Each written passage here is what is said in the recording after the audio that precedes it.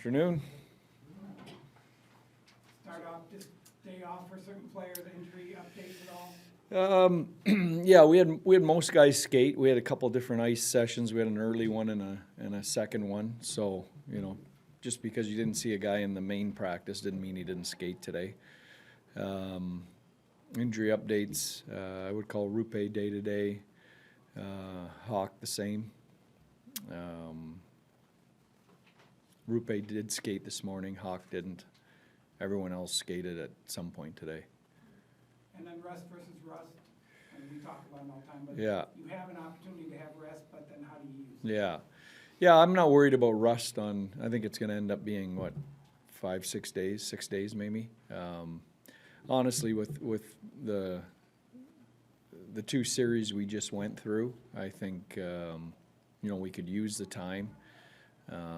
And I think it's actually probably a perfect amount of time that we can recharge and get some guys healthy and get reset for the next round. I think that was rolling that first round into the second round with the two opponents we had was a really tough month of hockey. You were coming off 7-gamer last year in the conference final. Mm-hmm. Do you think that hurt you? Yeah. And is this a better situation? Yeah, I think it did. I think it's really difficult, and if you are gonna have to go 7 games, I think you want to have to do it earlier in the playoffs than later on the road, as the road as you go down the playoff trail and road. So, I think if you look at the Stanley Cup winners over the years.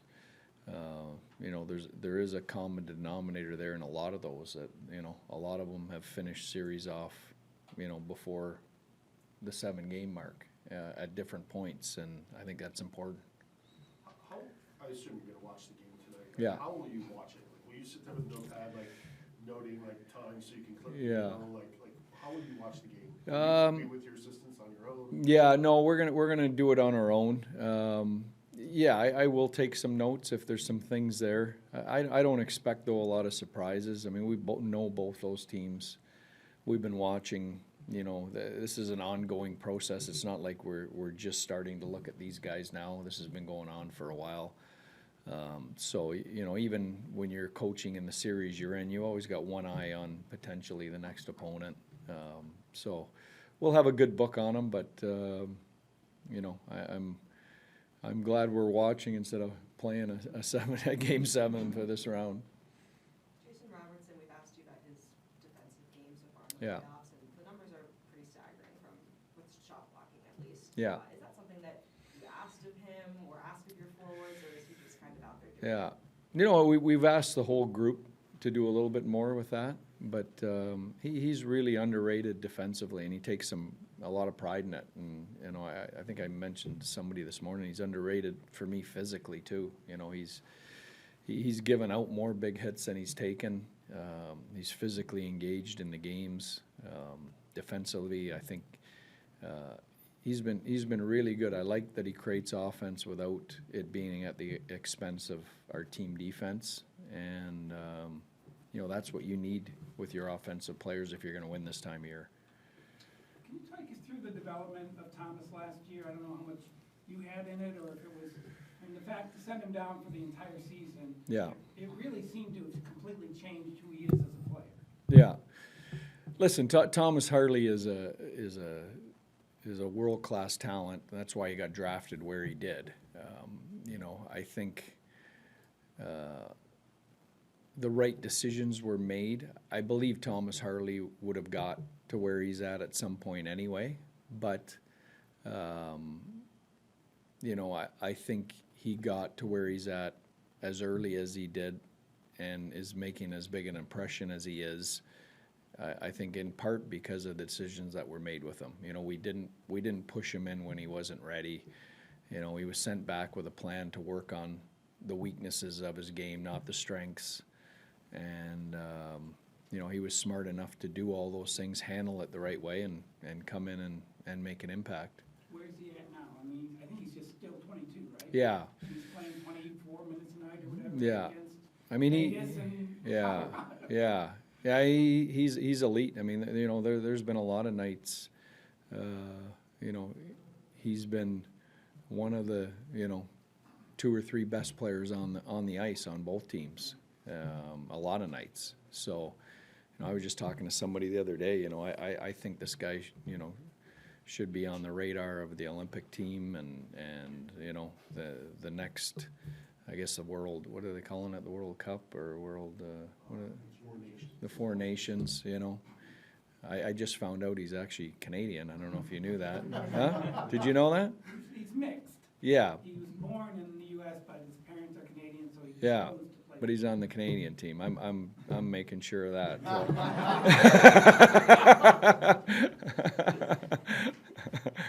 Hey, Pete, can you share anything about your coaching process on deciding to play Alexander Petrovic? And Yeah. I can't get over how good he was in game Yeah. six. Yeah, you know what? I think you know, I think we were at the point in the series where we were looking for, and we've done this with some of our forwards too, looking for some fresh legs, a little bit of pop. You know, Delandre came in the first round, gave us some really good pop. Faxa came in Game 7, gave us some pop, then went back out again. You know, I think we felt like it was time to do that with our defense, and he was the obvious guy. He's been captain of the American League for a long time. He's an NHL veteran with 250 plus games, plus NHL playoff games. He's not a guy that's going to be overwhelmed by the moment. And he's, you know, 6'5", 210 pounds, and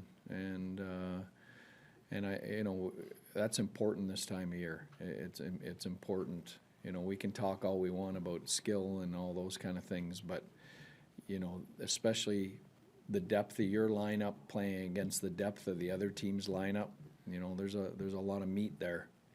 It felt like that it was not insignificant that he probably saved 5 minutes or so for each Euro and Tanev, and as you go into double overtime, that Yeah. probably made a big impact. Made a big impact in double overtime, but it also, you know, made a big impact if we would have had to go to a Game 7, you know, which was a real possibility at different points there. So, you know, I think that there's definite value in that. Have you seen Logan develop in these playoffs? And it's a guy that looks like he plays bigger than he is. Yeah. Yeah, he's been super impressive. I mean, I can't tell you, you know, the young guys, the contribution they made, the Harleys, the Johnsons and the Stankovens. You know, it's rare to have one young guy play a big role this time of year. To have 3, not just play big roles, but play, you know, front and center roles at this time of year is almost unheard of. So, you know, he's been exceptional. You know, he's tenacious. He's fearless. He wants to be out there, and you know, unlike Robo, he's probably taken a few bigger hits than he's given, and you know, hasn't missed a beat, popped right up and just kept going. So, you know, teams have tried to physically push him out of the game, and he's having nothing to do with that. So he's been real impressive for a young guy. Now that you're here in the conference final, how crazy is it to look back and think about beating the 2 most recent Cup champs in the first 2 rounds? And you're kind of only halfway there, but how much momentum do you think that can generate? Yeah. Well, you know, I think it can generate huge momentum. I do, you know, I wouldn't have chosen that path if I had the choice, and you know, it was actually for the season we had, it's probably you know, not much of a reward, but you know, I'm hopeful we're going to look back and go, you know what, that was the best thing that happened to us, you know, and you know, I've told our group before, sometimes the toughest series are early in the playoffs. You never know. You know, we might have the toughest series on the path ahead. It might be the next one or the final, but you know, sometimes on these trails, you know, you hit your toughest series at an earlier point in the playoffs. It's just how it happens. How much does that help the confidence of the younger players? Yeah. It seems like they did have to test themselves and Yeah. the top level talent, and you guys Yeah. emerged. Well, listen, confidence of our whole group, particularly our young players. But I mean, we were, you know, in that Vegas series, you're down 2-0 and on the road, and you know, was Game 3 in overtime? Yeah. Yeah, I mean, you're an overtime goal away from going down 3-0. So, just great resilience by our group. I think we definitely obviously want to start the next series out in front. I think that's the goal. We don't want to be digging ourselves a hole in game 1, which has been a little bit of our story here over the time I've been here. So that's got to be our focus. Okay, thank you. Couldn't help the rousing applause you got when you showed up for the circle of practice. Oh, yeah, I was last guy out there, which is sometimes happens. But for me, I always get doing something and end up being the last guy. So yeah, that's what it was more about, I think. That kind of show the camaraderie you guys have. Yeah, I mean, yeah, we have fun with it. I mean, I saw the coaches go out, and I knew I had a few more minutes, but everyone was out there for a while before I got out there. Dutch, it's not going to be a long period of time because they're playing tonight, but what is it like sitting in limbo? You guys obviously know you're playing, but you don't know who it's going to be. What's it like when you have to practice and you don't know what's coming up next? Honestly, we don't care at this point. We know they're both two good teams, and it's a pick your poison situation at this time of year when you get down to the Final Four, and we're just happy to have some rest. I mean, I think we had 11 games in 21 days or something crazy like that. So it was nice to be able to it's nice to have a few days here to just mentally reset and physically, obviously, get some rest. And it's been a wild ride so far. Obviously, that Vegas series was absolutely insane, and Colorado made a hard push at the end there in the last 2 games to push us, almost to Game 7. So it's nice to get some rest here. Just for color, how did you get away from the game yesterday? Like, what are you doing to I can't get away from anything. I got 3 kids at home, so it's. I almost lost my voice from yelling yesterday. They were in fine form, so yeah. There's no getting away from me, but it's hockey mad or dad mad at this point. There's no nice rounds of golf or My wife and I did go to dinner last night for the first time in probably 6 weeks, so that was nice. But it's go right now. Will you watch the game tonight? Will you be able to? Like, do you have a notepad? No notepad. No. Coaches do such a good job preparing us. I don't need to do anything like that. I'll probably watch. I think. I mean, I would imagine I'll check it out and see. Obviously, if it's I kind of was flipping back and forth the other night between that and the basketball game, and the basketball game ended up being closer, so I watched that. But we'll see how it goes. I'll probably watch the first bit and see what the score is. If it's tight, I'll probably watch it till the end. This is uncharted territory for you, making it to the Western Conference Finals. Do you think anything will be Thanks different? for bringing that up. No, yeah, for sure. I'm excited. It's a great opportunity.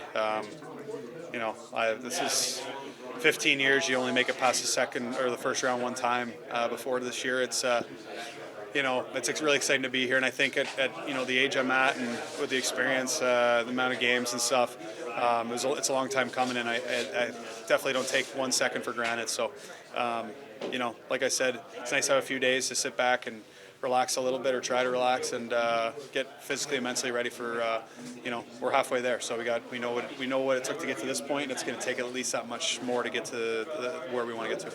Is there something you've learned playing in the second round or getting ready for the third round? You mentioned there's a lot of first round games you've played, but is there something different about playoff hockey compared to that first round? This has been different for me because there's expectations on this team, and not even expectations, but just like we know what we have here and we know what we're capable of, and I've probably let it stress me out more than energize me as a whole to this point.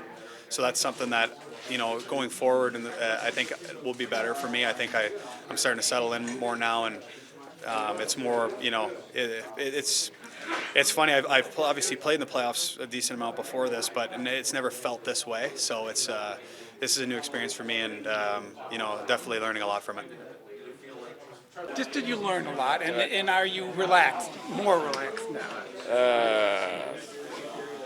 More relaxed. I think I'm more confident in my abilities to defend. Like the last year was huge. I mean, went down, really dialed in on it, and it's kind of reaping the rewards now, I guess. But yeah, I go out there and I think I can shut down, or at least play with the best players in the world. It's not really It's like, I don't know. It's just another shift at this point. I know, and you're playing the two previous defending Stanley Cup champions and very high talent. But again, it's I don't want to say it's not a big deal, but you're playing very comfortably. Yeah, still hockey. You know, the other team puts their pants on one leg at a time, same as us. So it's just going out there and sticking to the things that you do well. It's gapping up, keeping them outside, moving your feet, all the kind of simple things that defending is all about. Who taught you down there? Who helped you the most? Is it coaches, veteran players at all? It was a team effort. You know, Petro was big down there. The coaches, Grammer, Max Fortunis, you know, they were all kind of big. They all pushed me to be better, and something just kind of clicked. What do you look at as far as the next round? I know getting a little bit of time off as a team has got to be helpful. Yeah, it's huge. You know, we all have bumps and bruises, so any time for that to heal is definitely nice. And you know, it's Game 7 tonight, so I guess we'll see who we play tonight. And then what about overtime and playoffs and stuff? Is that, I don't know, not a new experience, but just a different level of intensity? I don't know. I think it's pretty similar to the game, honestly. Everyone's pretty tired, but it's really about playing smart, picking your spots. You're not giving them any free offense. If you're getting it across the red line, it's going behind their goal line. I don't know. It's just who blinks first. Do you analyze at all what your team is doing? Because from up top, the forwards are obviously helping you guys. It just seems like the entire team is bought in on details and supporting each other and making the right play at the right time, sticks in the lane, all that. Yeah, I mean, that's what it takes to win at this time of year. If you look at the 5 teams that are still playing, every single one of those teams does it, and most of the teams that are out did it. They bought into their team game. Like there's very little room. There's no free offense. Any chances to jump in the rush are pretty rare. So it's tough. You really got to work for your offense. What is the feeling right now to get a little bit of time and get yourself ready for a big series? Yeah, it's been nice, I think, just knowing we were going every other day there for a while, and the guys did a tremendous job there, so get an extra day rest. We used it and get back today and keep trying to, you know, build that little bit of rest, but there's a certain level of engagement, you know, in this time period that I've kind of learned. You have to stay engaged, you have to work, you know. Nothing gets easier from here on out. What do you to be in this position for his 7th time in his career? You know, what is it about him that's made him so successful in the playoffs, especially getting so deep? Yeah, you know what? He delivers a good message. I think we've built it all year. You know, and talking about it, we've talking about where we want to go, and you know, especially kind of down the stretch, it was we want to create, you know, Stanley Cup habits and play meaningful hockey and do it the right way. Kind of led into it, but definitely, you know, he's pushed some good buttons, I think, and he's laid a great foundation, and then the guys have done a good job answering. What do you, just looking for color here, what do you do to rest and recover yesterday? Like, I'm imagining Uncle Joe on the grill, you know, and, you know, Wyatt setting the table and Logan cleaning up. Like, is that what happened, or? Somewhat, yeah. Yeah?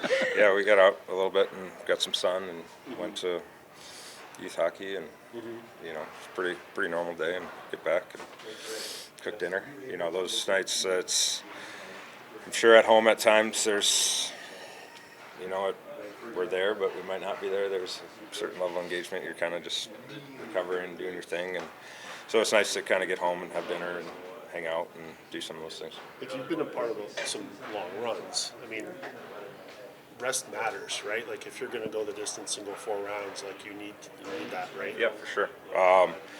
It helps, definitely.